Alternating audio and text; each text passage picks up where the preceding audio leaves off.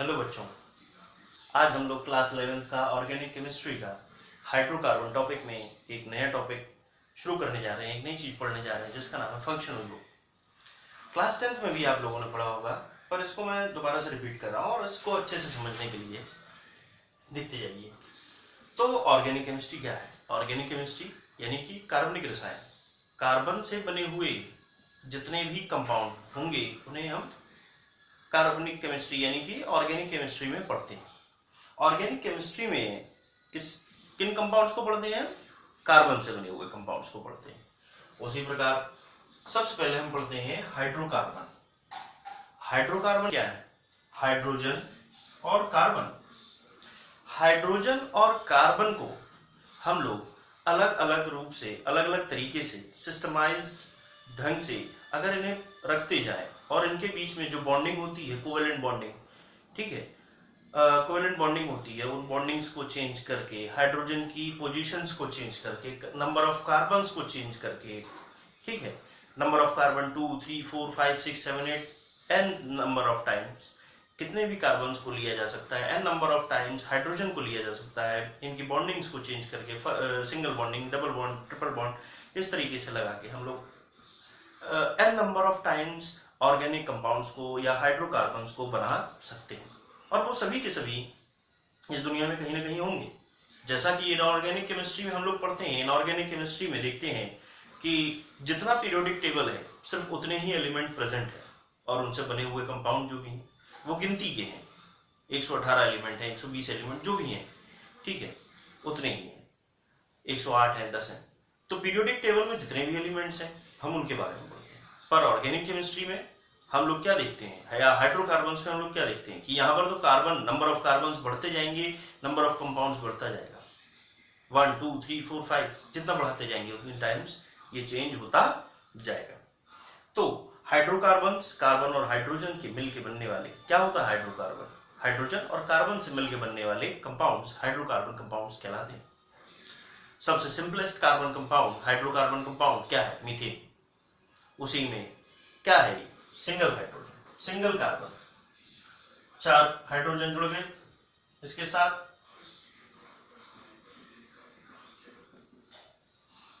क्या बन गया? Methane, CH4। अगर यही 2 कार्बन आपस में मिल जाए और हाइड्रोजन कुछ इस तरीके से लगा दिया जाए, इसका नाम क्या हो जाएगा? इथेन। ठीक, CH3, ठीक। उसी प्रकार से 3 कार्बन कंपाउंड आपस में इस तरीके से जोड़ दिए जाए, हाइड्रोजन हाइड्रोजन,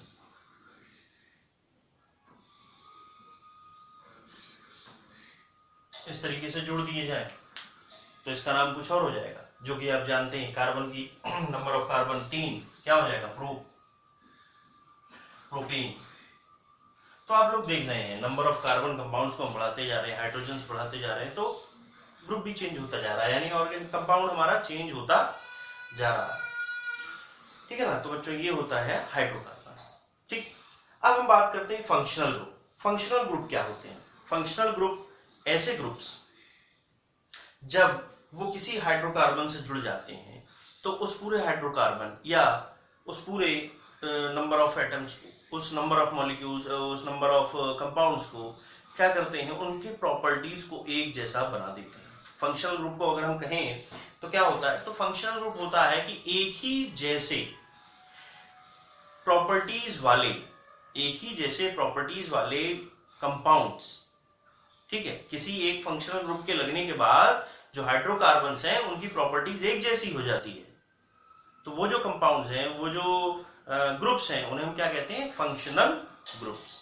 यानी कि जो भी हाइड्रोकार्बन है, जब उसके साथ कोई ऐसा ग्रुप लग जाएगा जिसकी वजह से उस पूरे हाइड्रोकार्बन की प्रॉपर्टीज एक जैसी हो जाएंगी, उन सभी हाइड्रोकार्बन्स की एक जैसी प्रॉपर्टीज हो जाएंगी, उन्हें हम क्या कहते हैं? फंक्शनल ग्रुप कहते हैं। ठीक है बच्चों, क्या होता है? फंक्शनल ग्रुप, ठीक है। तो फंक्शनल ग्रुप, हमारे पास बहुत ढेर सारे फंक्शनल ग्रुप हैं। सबसे पहले हम इस नंबर में आता है, हम लोगों ने देखा है, मैं इसको हटाता हूं, साफ करके आगे बताता हूं। हमने देखा है जैसे अल्कोहल, ठीक है, जैसे कि हम जानते हैं एल्कोहल,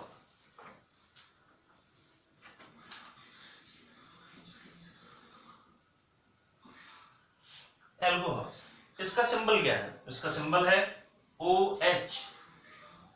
हम क्या देखते हैं, एक ऑक्सीजन एक हाइड्रोजन से सिंगल बॉन्डेड जुड़ा है और एक इसका बॉन्ड खाली है। इस तरीके से इसको हम लिखते कैसे हैं, OH ऐसे करके लिख देते हैं, ठीक, इस तरीके से लिखा जाता है। तो ये इसका सिंबल है। ये किसी भी कार्बन के यानी कि किसी भी हाइड्रोकार्बन के साथ अटैच हो जाएगा। जैसे एक कार्बन लीजिए, इससे 3 हाइड्रोजन जोड़ दीजिए, ठीक है, तो क्या हो जाएगा, इसको हम देखें तो क्या हो जाएगा, इसको मैं साफ कर देता हूं जरा, CH3OH। आप लोग इसका नाम जानते हैं, पढ़ चुके हैं 10th में। क्या नाम है इसका, मीथेन, मिथेनॉल। इसी प्रकार से एक और कार्बन बढ़ा दिया जाए तो क्या नाम हो जाएगा, इथेनॉल। एक और कार्बन बढ़ा दिया जाए, प्रोपेनॉल। इसी प्रकार से क्या आप 6 कार्बन का वीडियो रोक करके 6 कार्बन का स्ट्रक्चर बनाइए और उसका नाम बताइए।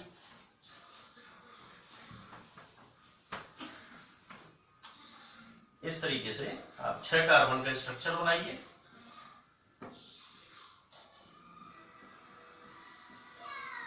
यहां हाइड्रोजन लगाइए, जहां मैंने बॉन्ड लगाए हैं यहां हाइड्रोजन लगाइए, यहां पर OH लगाइए।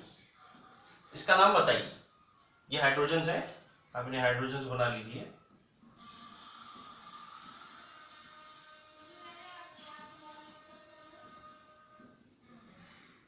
ठीक है बच्चों, इस तरीके से क्या नाम हो जाएगा इसका, हेक्सेनॉल। 6 कार्बन है, हेक्सेनॉल। अब ये जो मैं नाम बता रहा हूं कार्बन के, मीथेन, इथेन, प्रोपेन, ये कहां से आ रहे हैं, ये कहां से आ रहे हैं, ये होते हैं नंबर ऑफ कार्बन एटम्स। ठीक है, नंबर ऑफ कार्बन एटम्स के भी नाम है, उसे हम आगे पढ़ेंगे अभी। तो एक प्रकार का फंक्शनल ग्रुप क्या देखा हमने, एल्कोहल। इसके लिए सफिक्स, इसके लिए क्या होता है, नाम के पीछे, जैसे आप लोगों के नाम के पीछे आपका सरनेम लगता है, उसी की तरह इसके लिए पीछे क्या लगता है, सफिक्स। पीछे नाम के पीछे लगता है, कार्बन के नेम के पीछे लगता है सफिक्स, क्या लगता है, ऑल, OL, ऑल। ठीक है, OL, ऑल। उसी तरीके से एक और देखिए, एल्डिहाइड। एल्डिहाइड क्या है, CHO। ये इसका सिंबल है, CHO, कार्बन हाइड्रोजन ऑक्सीजन मिलकर बन रहा है। सफिक्स होता है इसका AL, AL। किसी भी कार्बन कंपाउंड के साथ, किसी भी कार्बन कंपाउंड के साथ, किसी भी ऑर्गेनिक कंपाउंड के साथ ये जुड़ जाता है। मान लीजिए ये लीजिए, इसके साथ जुड़ गया, क्या है, 2 कार्बन दिख रहा है, 2 कार्बन है। क्या नाम होता है 2 कार्बन के लिए, हम क्या इस्तेमाल करते हैं, एथ। सिंगल बॉन्ड है तो इथेन, क्या लगा हुआ है, CHO लगा हुआ, तो इथेनल। क्या हो जाएगा इसका नाम, इथेनल। तो फंक्शनल ग्रुप। अब इथेनल में मिथेनॉल, इथेनॉल, प्रोपेनॉल, ब्यूटेनॉल, इनकी प्रॉपर्टीज एक जैसी होंगी। उसी प्रकार से अल्कोहल की प्रॉपर्टीज एक जैसी होंगी, और अदर फंक्शनल ग्रुप्स होंगे, उनकी भी सबकी प्रॉपर्टीज एक जैसी होंगी। तो फंक्शनल ग्रुप क्या है कि ऐसे कंपाउंड, ऐसे ग्रुप्स जिनके लगने के बाद हाइड्रोकार्बन के प्रॉपर्टीज एक जैसी हो जाती हैं, या जिनकी प्रॉपर्टीज खुद में एक ही जैसे प्रॉपर्टीज वाले जो कंपाउंड्स होते हैं, उन्हें हम फंक्शनल ग्रुप कहते हैं। ठीक है बच्चों, क्या होता है, एक ही जैसे कंपाउंड वालों को हम फंक्शनल ग्रुप कहते हैं। इनके नंबर ऑफ फंक्शनल ग्रुप्स बहुत सारे हैं हमारे पास, उसको हम बाद में देखेंगे। तो बच्चों समझ में आया फंक्शनल ग्रुप। इसी प्रकार से कुछ ग्रुप्स होते हैं जिनको हम सब्स्टिट्यूटेड ग्रुप्स भी कहते हैं, जो हाइड्रोजन की जगह पर हाइड्रोजन हटाकर, कार्बन की चेन में हाइड्रोजन की हटाकर खुद वहां पर लग जाते हैं। ठीक है, पर वो भी फंक्शनल ग्रुप्स का ही हिस्सा होते हैं, सब्स्टिट्यूटेड ग्रुप, फंक्शनल ग्रुप। ठीक है, ये सारी चीजें हम लोग पढ़ेंगे आगे। तो फंक्शनल ग्रुप मैं समझता हूं आप लोगों को अच्छे से समझ में आ गया होगा। तो उसके साथ साथ मैं 2-4 चीजें आप लोगों को देता हूं। 10th में आप लोगों ने पढ़ा होगा, आप लोगों ने, पर फिर से मैं बता रहा हूं, कार्बन की चेन के नाम आप लोग याद करेंगे। कार्बन की चेन के नाम याद करेंगे, कैसे याद करेंगे, कॉपी पे लिख के याद करेंगे। कैसे करेंगे, IUPAC,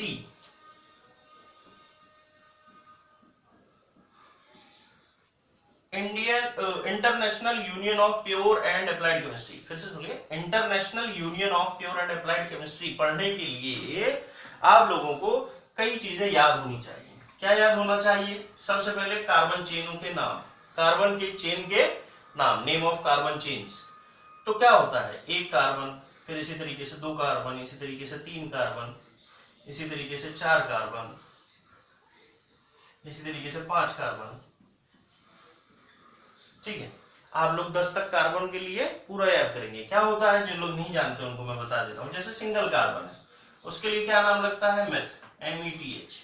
2 कार्बन के लिए होता है एथ, 3 कार्बन के लिए होता है प्रोप, PROP, 4 कार्बन के लिए होता है ब्यूट, 5 कार्बन के लिए होता है पेंट, इसी तरीके से 6 कार्बन के लिए होता है हेक्स, 7 कार्बन के लिए हेप्ट, 8 कार्बन के लिए OCT, ऑक्ट।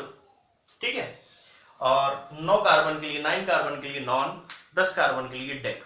इस तरीके से 10 कार्बन तक हमको पढ़ना होता है, जो हमारे कोर्स में है, जो हम लोग पढ़ पाते हैं। क्या, मैथ, एथ, प्रोप, ब्यूट, पेंट, 6 का हेक्स, 7 का हेप्ट, 8 का ऑक्ट, 9 का नॉन, 10 का डेक।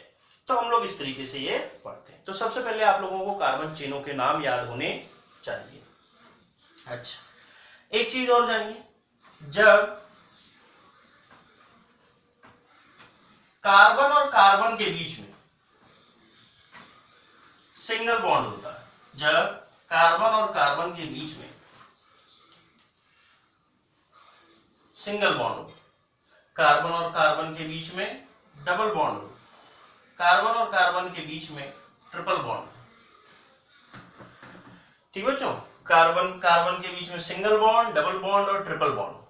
तो जब किसी भी कार्बन के बीच में सिंगल बॉन्ड दिखता है तो हम हमेशा इस्तेमाल करते हैं कार्बन की चेन का नाम। जैसे ये 2 कार्बन है, क्या नाम है इसका, एथ, क्या नाम है, एथ। पर सिंगल बॉन्ड से जुड़ा है तो यहां पर नाम आ जाएगा एन, ANE। ठीक है बच्चों, ध्यान से समझिएगा, बहुत इंपॉर्टेंट टॉपिक है ये। ठीक है,